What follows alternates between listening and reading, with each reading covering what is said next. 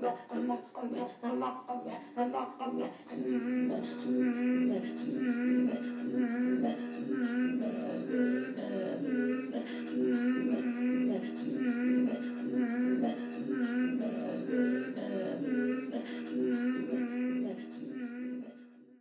je vais revenir un petit peu sur un de mes sujets d'étude importants qui est l'émergence du mouvement de défense des droits des personnes handicapées. Et j'ai parlé de la situation à Québec, que cette émergence plus locale, mais sur le plan québécois, on peut situer l'année 1975 comme une charnière où il y a eu la proposition d'une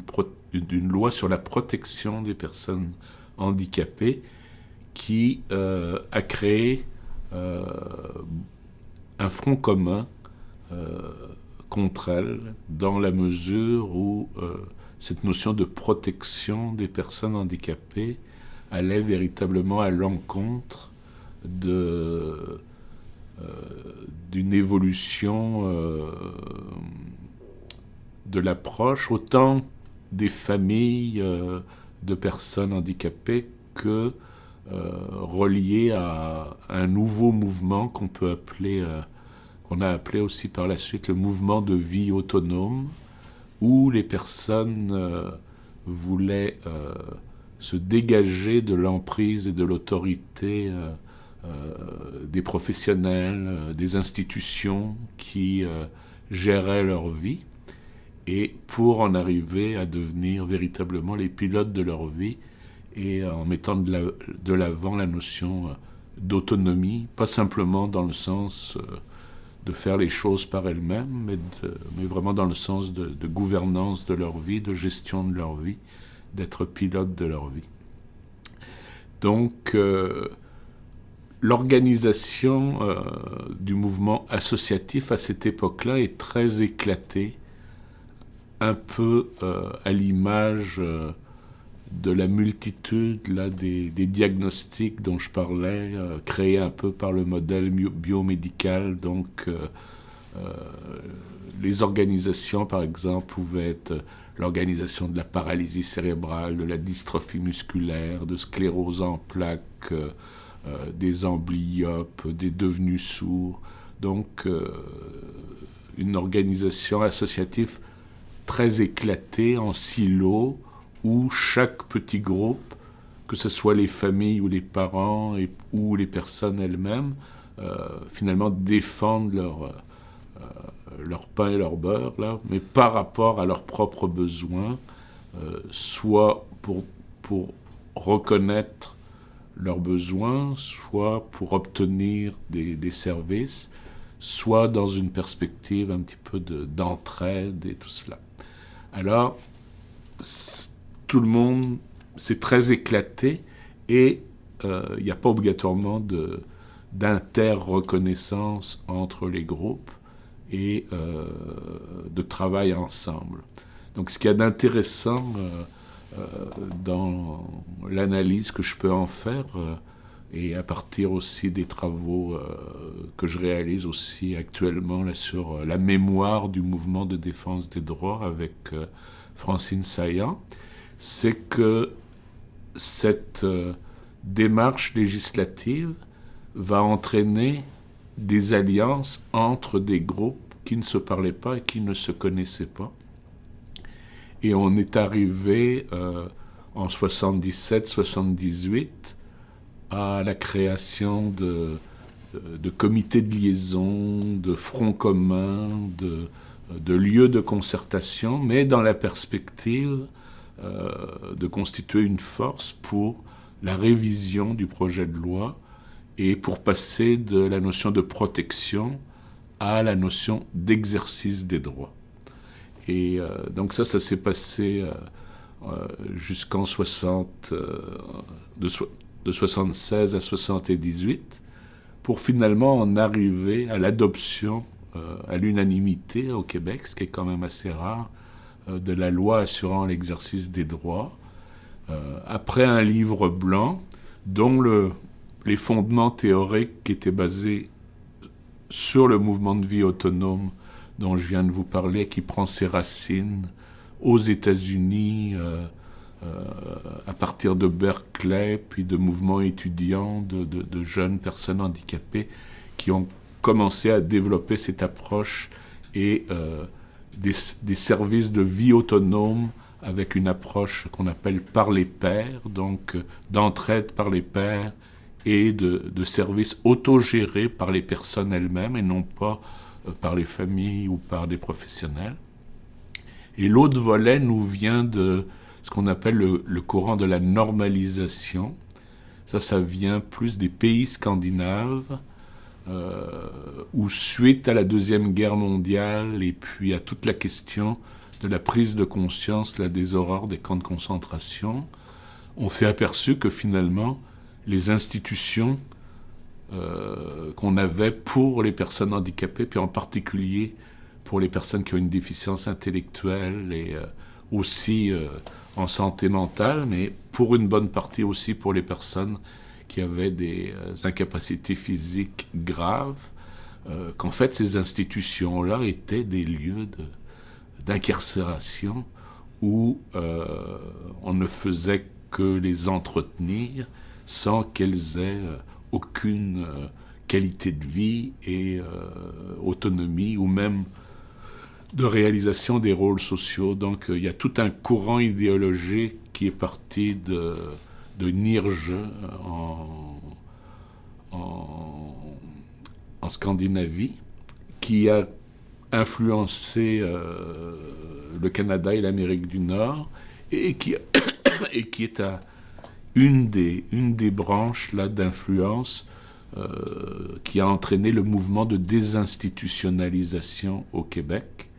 Donc il faut penser quand même que à cette époque-là, les personnes ayant une déficience intellectuelle, ils étaient en institution, une bonne partie des personnes en déficience physique. Souvent, même avant, il y avait un mélange dans les asiles des personnes qui ont des problèmes psychiatriques avec les personnes ayant une déficience intellectuelle. Donc, tout le courant des années 70, puis ça a culminé à cette époque-là, a été d'avoir un discours où les personnes devaient vivre dans la communauté, avoir des environnements les plus normaux possibles, d'où l'idée de la normalisation. Et donc, dans ce contexte-là, beaucoup plus normalisé, tout ce qui apparaissait comme étant étrange, inconnu, et aussi qui faisait peur, donc à partir des gens institutionnalisés,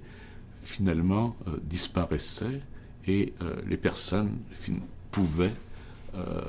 avoir des vies ordinaires. Ça ne veut pas dire obligatoirement avoir un travail productif, mais aller avoir un horaire et un quotidien similaire à celui de personnes de leur âge. Aussi, c'est toute la question de la remise en question de l'infantilisation des personnes handicapées qui étaient toujours maintenues dans une situation de dépendance et d'enfants, finalement, qui acquéraient jamais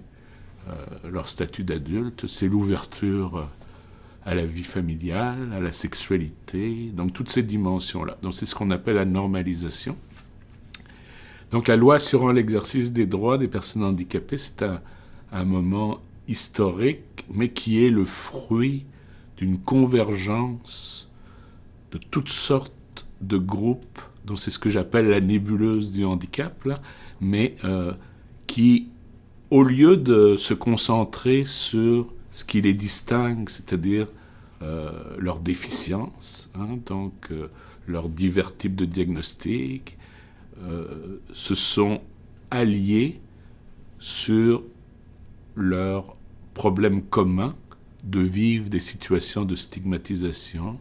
de discrimination, de privation de droits. Donc là, on entre dans une perspective de droits humains qui est très très important, puis qui situe à ce moment-là le mouvement de défense des droits des personnes handicapées dans la mouvance des grands mouvements de défense des droits, comme pour les femmes, comme pour les droits civiques. D'ailleurs, parfois on dit que le mouvement de défense des droits des personnes handicapées, c'est le dernier des mouvements des droits civiques, donc qui s'inscrit exactement dans cette même orientation, de la même manière que pour les gays, lesbiennes, LGBT et tout ça. Donc, je refais le lien après dans le sens où, ça c'est au Québec, mais en 1981, l'ONU,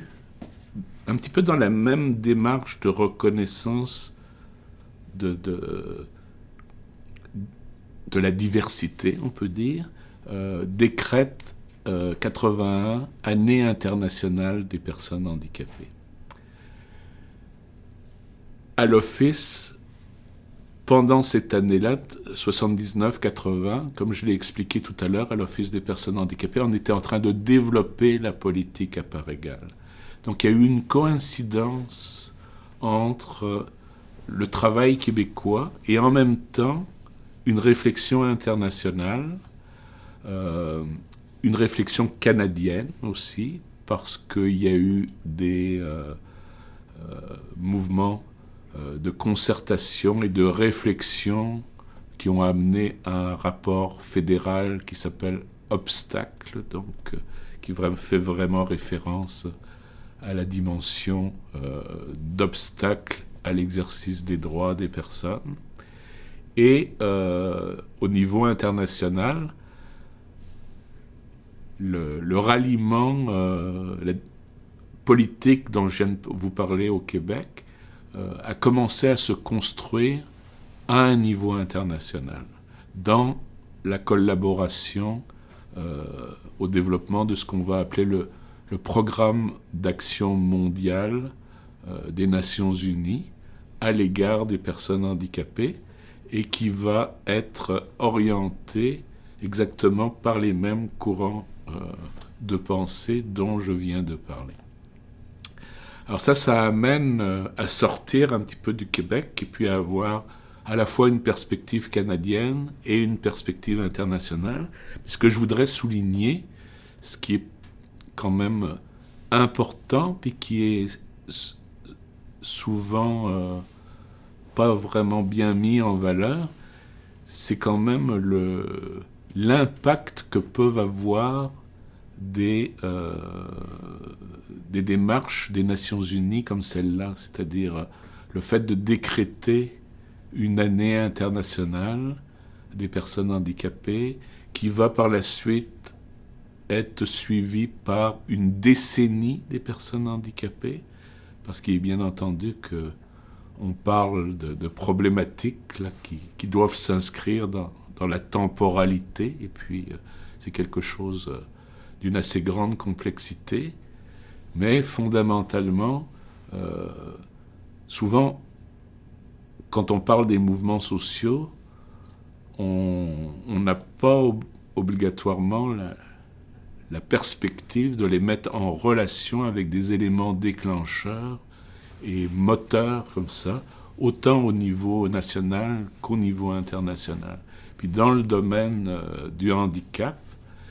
ces grands éléments-là m'apparaissent fondamentaux. Puis en tout cas, c'est une partie de ce que j'ai pu étudier là dans l'histoire du mouvement de défense des droits. Ce que ça montre aussi fondamentalement, qui est très très important, que j'ai un petit peu abordé, c'est qu'on passe... qu'est-ce qui définit le handicap à partir du 19e siècle, 20e siècle, et puis encore aujourd'hui, c'est trop souvent une explication biomédicale. Donc, c'est-à-dire que le handicap, c'est la déficience de la personne, c'est sa dysfonction intrinsèque. Pour réagir à cela, dans le mouvement, il y a eu une élite intellectuelle qui, dans un premier temps, s'est appuyée sur une perspective néo-marxiste qui a commencé à dire que le handicap, ça n'appartenait pas aux personnes. C'était en fait la conséquence d'une discrimination du contexte, donc de rapports de pouvoir, de système, c'est-à-dire que le système économique, le système de production éliminait, en fait, considérait les personnes handicapées comme non productifs et, en fait, construisait socialement la discrimination, le désavantage social, l'exclusion sociale, la désaffiliation sociale. Et c'est ce qu'on a appelé le modèle sociopolitique du handicap, le modèle social, qui à ce moment-là, plutôt que de mettre l'accent sur l'individu et ses déficiences, met plutôt la lumière sur la société, sur l'environnement. Mais c'est un discours sociopolitique, comme je dirais, qui est quand même intellectuel, qui est parti beaucoup de l'Angleterre, de personnes, de sociologues d'ailleurs, comme Michael Oliver en Angleterre.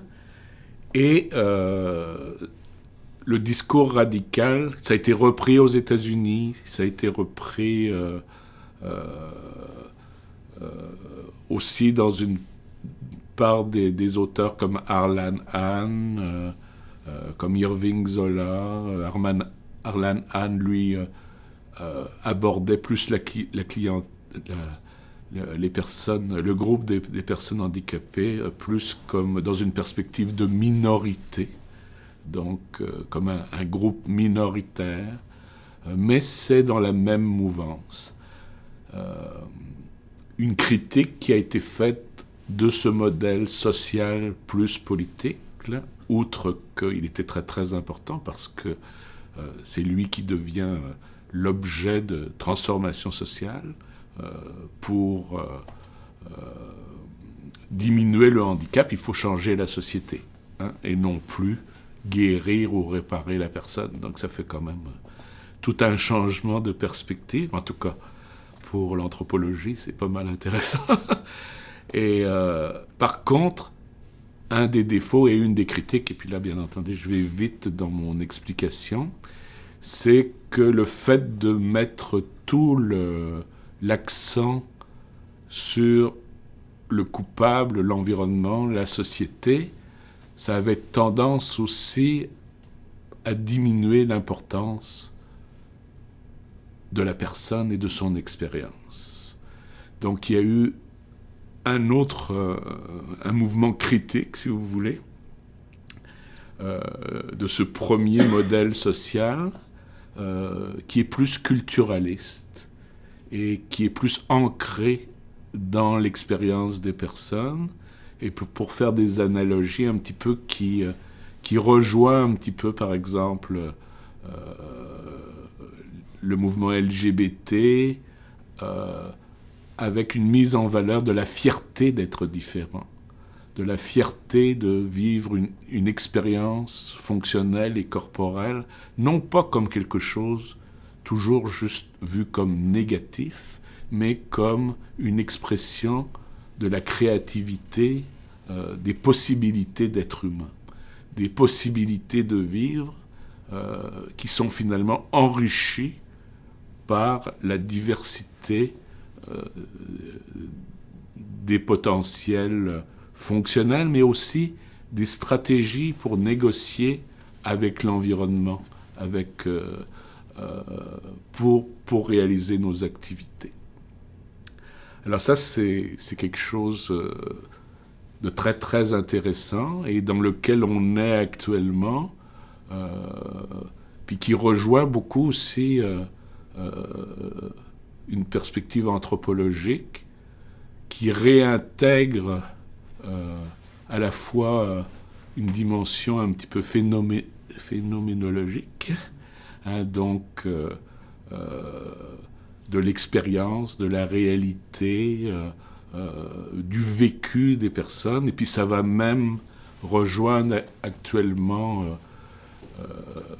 des réflexions aussi au sein de l'anthropologie qui sont plus une approche ontologique, donc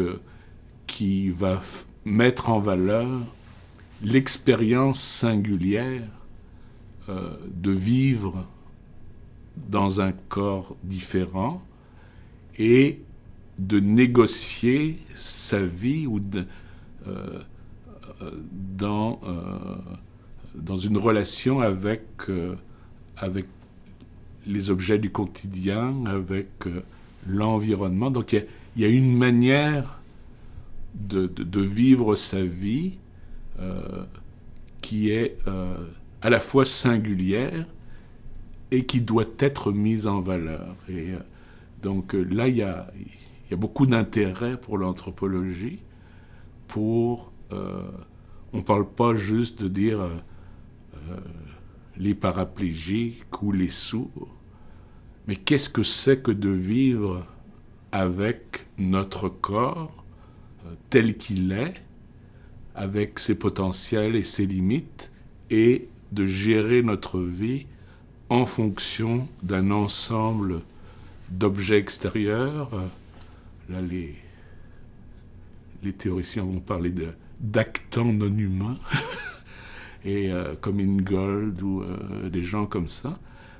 Donc c'est une mise en valeur de l'expérience de vie, mais vue comme un enrichissement, comme une création. Alors ça, c'est intéressant dans le sens où, dans mes propres travaux, un effort qu'on a fait avec notre équipe, c'est justement la conceptualisation de ce qu'on appelle le processus de production du handicap. En fait, c'est le travail que j'ai fait pour ma thèse de doctorat. Dans ma thèse de doctorat, je parlais du processus de production culturelle du handicap en prenant culture dans le sens très, très englobant, dans son sens anthropologique, là, très, très large. Hein. Mais ce processus de production du handicap, en fait, au même titre que ce que je viens de vous expliquer, premièrement, il reconnaît que le handicap ne peut avoir du sens qu'en fonction d'un habitat, d'une niche écologique et culturelle spécifique. C'est-à-dire, c'est pas le fait d'être amputé ou d'être paralysé ou de ne pas entendre qui va déterminer le sens et le traitement social, c'est le contexte culturel qui va donner une interprétation particulière à l'existence de ces différences-là et à la manière de les recevoir, de les accueillir, de les traiter ou de les exclure. Donc, c'est la prise en compte du contexte de l'environnement, c'est la prise en compte de ce que j'appelle moi les facteurs personnels, c'est-à-dire que c'est vrai que chaque être humain a un corps avec des organes, avec une morphologie particulière. Chaque être humain se développe en traduisant ce corps-là dans des actes, dans des mouvements, dans des perceptions, dans une pensée. Mais l'élément qui est important, c'est de voir que c'est un processus d'interaction entre ces facteurs personnels et un contexte historique et culturel situé. Mais l'élément additionnel, c'est que pourquoi on interagit, qu'est-ce que c'est le moteur de l'interaction? C'est en fait l'agir des personnes selon, bien entendu, le développement de l'enfance, de la naissance jusqu'à la mort, en fonction de ce que j'appelle, moi, les habitudes de vie, qui est un petit peu issu de Bourdieu, des notions d'habitus et tout ça, qui sont socialement construites, mais incorporées dans la personne, et qui se traduisent par la réalisation d'activités, c'est-à-dire que le fait, par exemple, pour un enfant, d'avoir la possibilité de jouer, d'avoir des stimulations, un environnement affectif, de pouvoir avoir des relations avec d'autres enfants, ben c'est le jeu lui-même qui est le lieu de l'interaction entre la personne et son contexte. Et ce processus interactif, quand il est stimulant puis qui nourrit le développement du potentiel, ben ça va être un facteur de développement humain. Mais quand la personne en est coupée, par exemple, quand elle est isolée, quand elle est institutionnalisée, ben ça construit aussi... en fait, ça amène une certaine... Ça empêche le développement du potentiel, donc ça vient aggraver les déficiences et les situations d'incapacité des personnes. Donc c'est un modèle interactionniste qui s'inscrit dans la temporalité,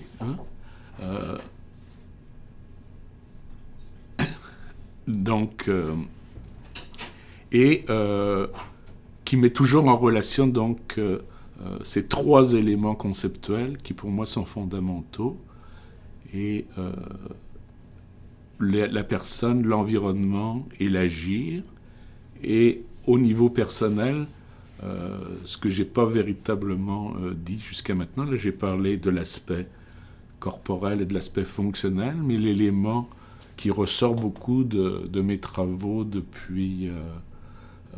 une quinzaine d'années, c'est que une même personne, par exemple, peut être paralysée, mais elle va avoir des possibilités qui sont très différentes de l'autre, qui a le même problème qu'elle.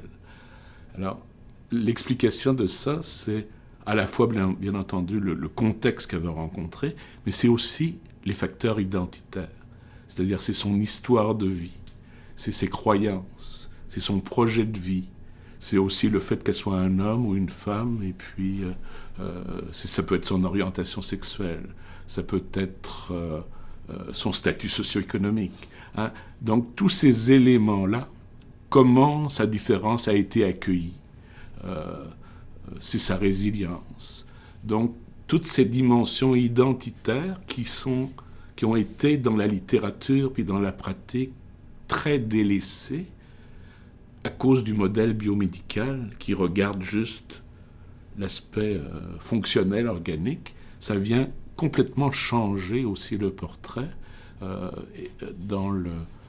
la précision de la singularité de chaque être humain. Hein, donc, et cet outil-là, c'est un modèle, à mon avis, anthropologique qui peut être à la base de toute démarche ethnographique dans le champ du handicap, mais en réalité,